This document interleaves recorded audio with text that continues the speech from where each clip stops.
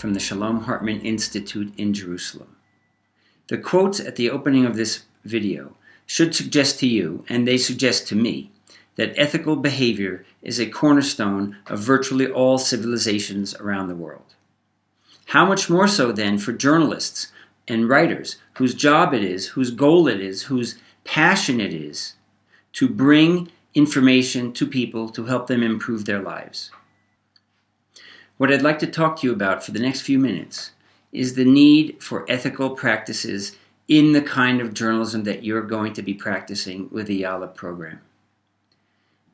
In today's media environment, ethical behavior is more important than ever, especially because the traditional systems of media have broken down. The major global media are struggling to survive. New voices are emerging. Many institutions, organizations, individuals are reaching global audiences with their messages directly without the filter of a newspaper, television station, or radio station. Any one of you, by virtue of pressing a button on the keyboard of your computer, or even swiping a button on your smartphone, can create a global sensation by what you write, what you report, what you show with images, and what you put on video. Therefore, the importance of behaving and performing your work in an ethical manner is extremely important. In fact, one way that you will be able to cut through the clutter of information in the world today is to provide content that is trustworthy, that is honest, and that is fair. Now, by saying that, I don't mean that you have to perform the way traditional, at least in America, traditional journalists did, which was a he said, she said kind of approach. Simply reporting what people said, occasionally getting a response from someone else, and then stepping back as if you had no role in anything other than transcribing their statements. That kind of journalism, especially for the people you are and the kind of work you want to do, will not be adequate. It will not suffice. It won't work. No one will pay attention. That said, this doesn't mean that you have to be sensationalist, that you have to make things up, that you have to scream louder, that you have to put everything in capital letters to be heard. In fact, often the quietest voice is the one that's heard the most, if it's the voice with the most authority, the most honesty, the most accuracy, and the most value to the reader or the readers or the viewers. So, how do you do that? What can you do in your work as budding journalists, as citizen journalists, as reporters, as writers, as commentators on issues of significant importance in the Middle East, which will be read across country boundaries, which will be read perhaps around the world, which will be viewed on video or listened to around the world by people from many different backgrounds? How can you do this in a way to have the most impact?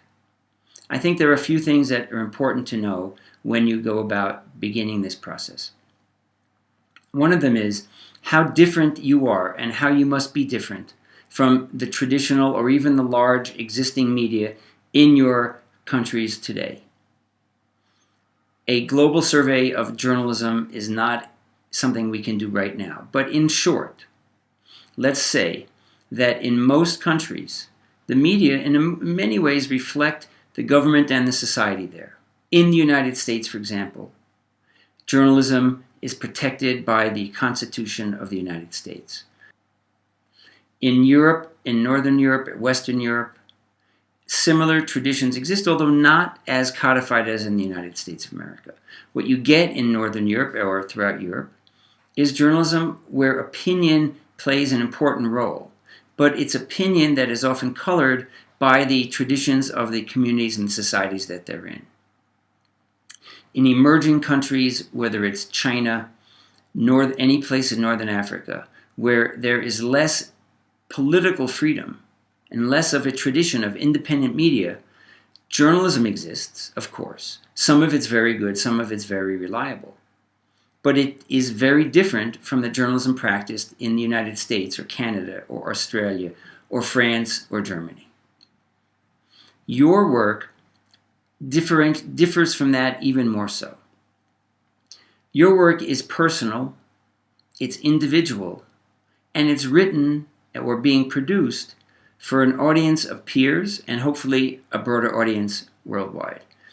You were selected and are training for this because you have been found as young people who can speak from the heart and can speak in an honest voice and can actually listen to others as well as present your opinions. But there are some things that I think that are important for all of you to keep in mind as you go about training and beginning this work. First of all, a classic definition of journalism, and one that I think applies across all boundaries and across all styles and formats, is that journalism is a search for truth. It's easy to say that, but what is truth, right? What is your truth and my truth may be very different. But if we accept the fact that we're seeking truth as we understand it, and being honest with ourselves and being honest with the people that we are writing or producing for, then you will go a long way towards having credibility. And credibility is probably the most important currency, the most important value that you have. Your words, your pictures, your images will be heard, will be read, will be viewed around the world and judged by people from very different backgrounds. But they will judge you, they will understand you better, they will trust you better if they believe that you're being honest with them. What does being honest mean? Being honest doesn't necessarily mean you have to accept everything at face value. Being honest doesn't mean you have to pretend to be a so-called objective journalist. But it does mean that if you know a fact, if you have information, you are obligated to present that information as accurately as you can. Again, in this day and age, there is very little consensus about what is accurate information. In the case of the recent war between Israel and Hamas, there was a lot of information out there. Some of it was more reliable than others. Many of the people who reported one side or the other passionately believed what they were reporting was true. An objective, third-party, distance view might find some of that factual information to be less than factual. But what is important, what is key, what will carry through is the honesty of the people producing it. So that means, in very basic practical terms, if you take a photograph, put the photograph online as accurately as possible. If you need to enhance the picture to make it more visible, that's one thing. If you crop it, and so only a piece of it is showing, I think you need to be honest about the fact that you cropped a certain image because you had a certain idea of what you wanted that image to present. If you receive information from an organization, treat it with skepticism, even if you believe the organization. That doesn't mean they're lying to you. You don't have to say they're lying. But it is important for you to be skeptical of assertions by individuals with an agenda. And I'm not saying you shouldn't have an agenda as well in your writing. Much of what you do will, in fact, have an agenda. But if you don't present your agenda in an honest way, and if you aren't transparent about your own agenda, what your goals are, then it's going to be very difficult for people to believe you. Why are you doing this? What is your goal? It's important for you to explore your goals and your motivations. Then you will know what you're trying to do, and that will inform the work that you do. If your goal is to be a polemicist, to be, in a sense, a politician, then you're really not doing journalism. I'm not saying that you cannot have a political opinion. You cannot have strong beliefs. In fact, one of the things we've learned is that journalists who pretend not to have strong beliefs are essentially fooling themselves and, frankly, fooling the world at large. You do have strong beliefs. You have a baseline for what you're doing. And that's important, but it's important also to be honest about that. You believe that a certain thing is possible. And your writing, your reporting, your video programming, whatever, your podcasting, will reflect your belief that this is possible.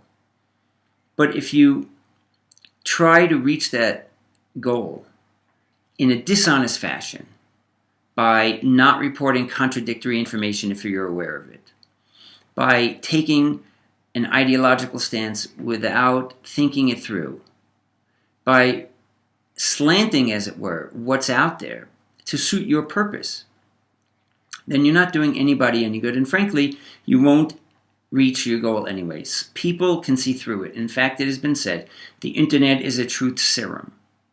If you post an article that has checkable facts, and those facts turn out to be wrong, someone, I guarantee you, someone, whether it's inside your organization or outside, will find that out and will therefore destroy your credibility by saying, this person knew that in this particular case, this happened, but they wrote about something else. You cannot recover from that. There are news organizations in the United States and in Europe and Asia and Russia that have lost all credibility because they were patently dishonest. Now, there are many temptations on journalists. For example, in China, where journalists don't get paid very much and are often, in fact, part of the government, they do two things. One of them is they will take money to write about products in the newspapers, as if instead of buying an ad, they will buy the reporter. The reporter will write nice things about it.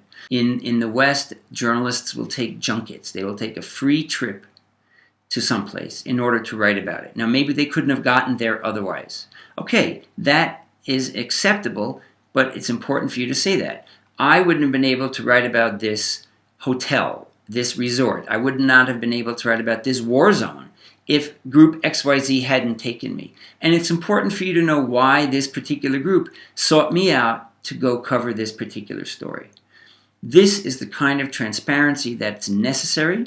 This is the kind of honesty that will win you credibility.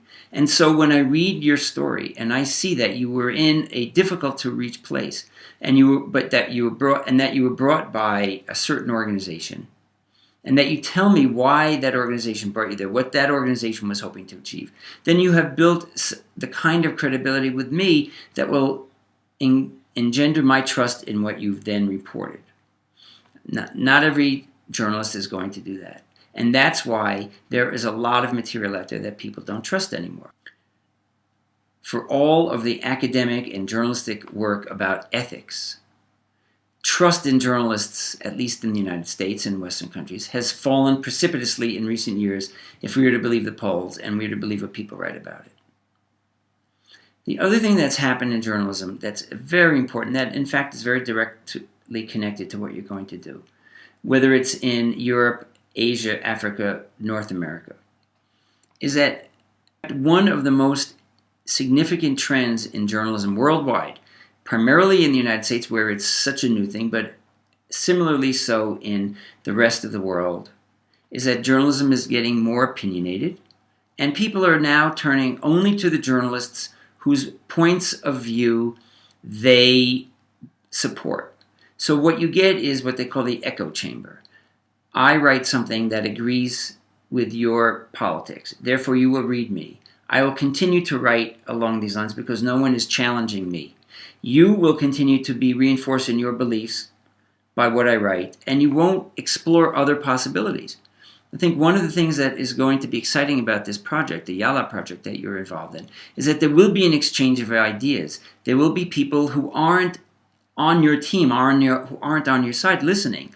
And those are the people for whom you have even more responsibility to be honest, accurate, and fair. Now, I know some of those terms are easily distorted, but if you're going to be writing for an audience that doesn't necessarily agree with you, you need to take that into account, and you need to take that into account in the way you write. A friend of mine who is an experienced diplomat, when he writes something, will often accentuate the weaknesses in his own argument and accentuate the strengths in his opponent's argument because he understands that there's no way that he can be 100% right, and theoretically, presumably, no way the other side can be 100% wrong. So acknowledging your own weaknesses is a way, not just a tactic for building support, but a way for you to understand that there is often another side or multiple sides to an argument.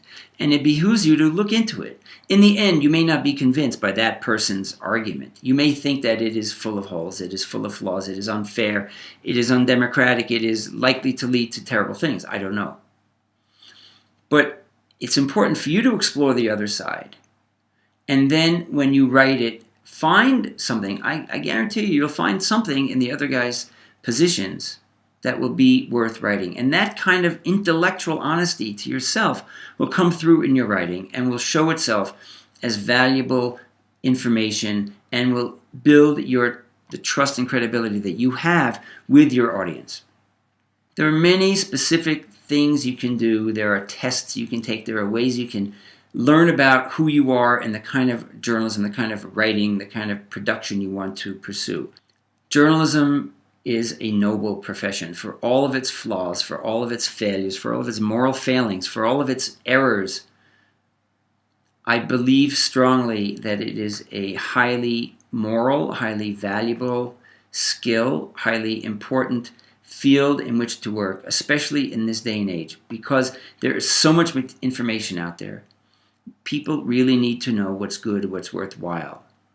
And again, the way to get at it is to be honest with yourself and honest with the people you're writing for. So in conclusion, let me just say one last thing. You wouldn't be doing this if you weren't passionate about your beliefs. And that's a good thing. That passion can and should come across in your writing. You shouldn't let your passion blind you to what else is out there, to the exclusion of other ideas. And it's a form of intellectual dishonesty to ignore what's out there and to be a polemicist. If you wouldn't be going into this project if you didn't have passion. That's important. Your passion can and should come through in what you're doing. But you shouldn't let your passion blind you to what else is out there. If that's what happens, you become a polemicist. You become not necessarily an advocate. It's okay to be an advocate. You become someone who isn't intellectually honest with themselves, and that will shine through in your writing as well. People will not believe you, or the only people who do believe you will be people already convinced to your point of view, and you won't be able to reach anyone else. Everyone else will put down blinders. Your willingness to listen, to accept and absorb the other side's or another point of view, even if you don't agree with it, your willingness to accept the weaknesses in your own argument are going to be the things that bring you the audience, that bring you the credibility, that may in fact have some real impact on life in this part of the world. I applaud you for this project. I hope that we can create a dialogue and go deeper into this. I will make myself available to you for any questions you may have, whether it's a small, specific issue or a deeper philosophical one. And I'm hoping that we get to meet and work together. Thank you.